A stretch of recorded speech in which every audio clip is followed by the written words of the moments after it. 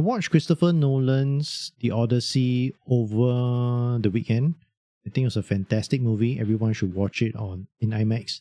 But there's a lot of debate if that is actually his best movie ever. So I'm going to put together a tier list, and I'd love chat to discuss with me how we should rank all Christopher Nolan movies. Any spoiler alert? What the heck?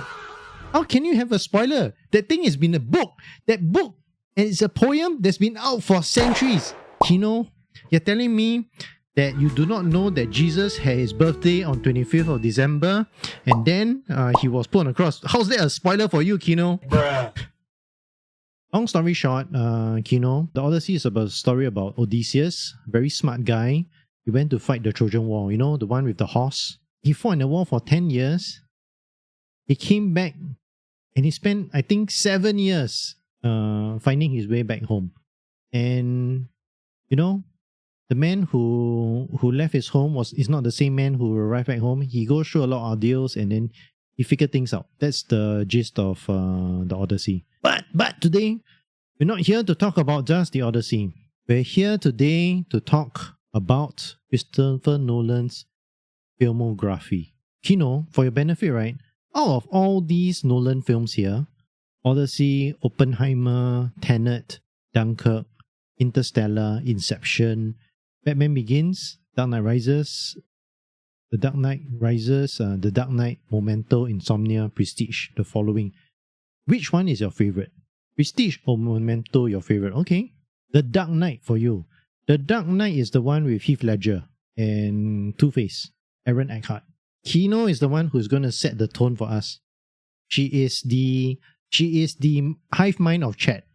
I have not seen Interstellar and Tenet, so oh no! Mind blown, chat! Kino has not watched Interstellar. I feel so happy for Kino because she'll have so much literature to read after she finishes the movie. So far, I like Dark Knight. Where should we put Dark Knight? A or B? Or you saying S? Oh, Kino's favorite is A. Okay. If Dark Knight is A, right, where will every other movie of Christopher Nolan go? We are locked in, chat. We are locked in. To be honest, I don't think there'll be any C's or D's. I think Nolan's movies I watched so far is either A or S. Lysander, choose a title. Everything will be from reference of The Dark Knight here. Tenet. You really think Tenet is A or S? After repeated rewatchings, right, I think Tenet to me is a B. The audio mixing in the show is horrible. Horrible! Good show, I think it was his last foray in time. We will leave Odyssey for last, okay? We will leave Odyssey for last. And I'll tell you where, and Odyssey, I will be the one to place it. Tenet, you watch in reverse also, no head, no tail. Too much action. I think the action was fine. It's a heist movie. Come on. The best movies are heist movies, chat. There's always, you want to see how it unfolds, how it goes wrong. Correct? I'll say B for Tenet, okay. Okay, locked in. Tenet is at a B. Inception, okay. Wow. Inception is a big one, chat. Do y'all remember when y'all watched Inception first time? Was that your first Nolan movie? I think it was many people's first Nolan movie. You need a twist in the story to make it enjoyable. I think Nolan did that quite a few times. He was like M. Night Shyamalan type of person. Inception would actually be somewhere here. You think that's reasonable? I have to say Inception is one of those movies that's memed a lot.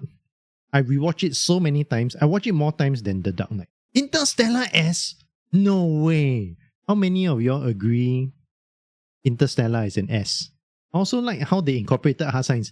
How many of y'all had to go home and do intensive Googling and reading threads on Reddit to understand Interstellar? What Interstellar did very well was that there are elements that everyone could take away. And although he dabbled into hard science, a layman could still understand it in some ways. Where does Memento go? Memento is one of those shows, I think, if you watch like 7, it makes you look back and see how all unravel. Y'all will put Memento at S, but no one No one watches it.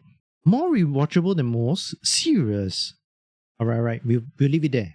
S. Where will you put Oppenheimer relative to all of this? I'll put it A. Okay, A. Very, very measured there. Higher than Inception, lower than Interstellar. The scary part is generally how he was able to translate the spectacle and the creation of the atomic bomb, which I think he was able to capture the gravitas, the weight of the movie. The show did not have, because it's a historical retelling, right? There was no twist. It was a very straight shot all the way to the end. He did a pretty good job in portraying his mental state. Like my friend's girlfriend fell asleep throughout the movie. What? No way. Some people just cannot watch slower movies. Actually, I love watching slower movies. I have to bring out Oppenheimer already. Yeah, based on my tier list, where will you slot The Prestige in? B? No way! Gerald offended. It's right with Tenet for me? What? Okay. Is it above Tenet or below Tenet? Above, okay, above Tenet. I'm so disappointed in your hive mind of chat if you're a representative of chat. How can Prestige be B? Prestige has Scarlett Johansson. Riser's got to be at least A, okay. Here, because of Anne Hathaway? With Anne Hathaway, no Anne Hathaway. With Anne Hathaway, no Anne Hathaway. You can also put in between. A for Anne, right? I'll say third behind Oppenheimer. Wow! You'll be under The Dark Knight. Why do you like The Dark Knight so much? After multiple rewatchings, I think The Dark Knight is okay. Odyssey belongs to A tier. Okay. Where? Where in A tier? Probably after Inception. So above Dark Knight Rises, Batman Begins. Where will you put Batman Begins? Batman Begins. Is that space intentional? Lowest A. Very nice. No way. Odyssey is in between, smack dab in the middle. Above the Batmans, below his biopics and the scientific ones. Okay, we are down to the last three. Press 1 if you watched Insomnia. I've never watched Insomnia. This one I have no say because I have not watched it. B for me below Prestige. 10 is not even the best.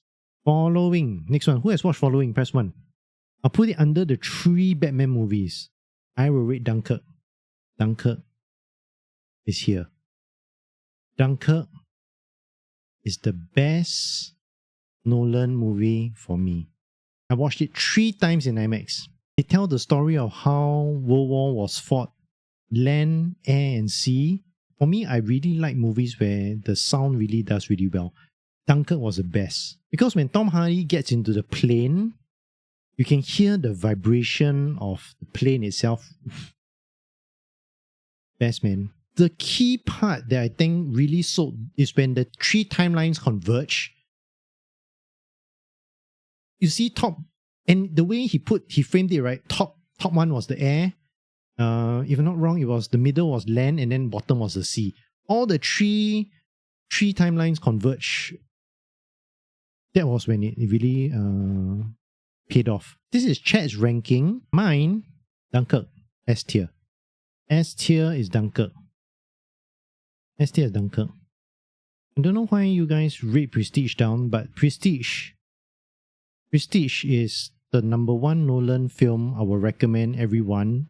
This is my basis of all Nolan films. I would say higher than Prestige is Inception. After you watch Prestige, though it's not the best, you will watch Inception next. That's my order or viewing order. Then having watched the Prestige, I realized, oh, okay, Memento is not bad. Memento, I can put here. A bit hard to follow. I would say Batman Begins. Where's Batman Begins? Batman Begins. Last, I would say B. It was very good for its time. And in that time, the DC movies were hot trash. The DC movies were so bad that Nolan films were like the oasis of how it is. Tenet, I like the premise. If not for audio, it would be here. Because of the audio, it's here. Wow, tricky. Where does the Dark Knight stand? Dark Knight is an A for me. If I watch the Dark Knight, I won't watch through the whole movie. I'll just watch scenes of it. So I'll say if I watch the Dark Knight again, I'll say I'll put it here. So Dark Knight Rises, I think, is better than the Dark Knight.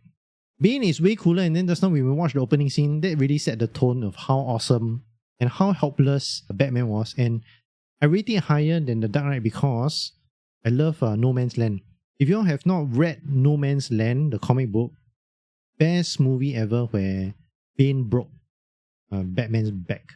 Oppenheimer will be high, but I won't rewatch it over and over again. But I really love what I said earlier about how it was really captured, how the gravitas, the weight of which the bomb was put together. You see how Cillian Murphy, he goes from, oh, I'm so excited to assemble a team, right? To going to the end is like, oh shit, I created like the worst monster ever. Based on rewatchability, it'll be here. But according to the spectacle, say here. Inception is still easy watching. Interstellar. Where will Interstellar be? Interstellar is very good. I love going to the cinema and rewatching it. I'll say Interstellar for me is a S. Because you can rewatch it, go back and read the internet, what they're talking about. Go back and watch again. That's the most awesome part. Odyssey stands here. Smack dab in the middle. I just want to give the summary of The Odyssey is a great show, and if you have watched all of Nolan's filmography up to this point, you will appreciate because he brings in every element that you see from all these movies. Well, he brings in Anne Hathaway from Batman, he brings in Matt Damon from Interstellar. It's all very additive to what he puts in together. And that's why it makes it very good. But as a work itself, I'll say it's okay. How do you find the newer cast as Zendaya and Tom? I think they're okay. It's just that the script wasn't that strong for Tom Holland's part. Zendaya was fine. You will understand that her character and how he pays off. Okay, this is my tier list, chat. This is my tier list of Christopher Nolan films. We had yours earlier, then this is mine. Very nice.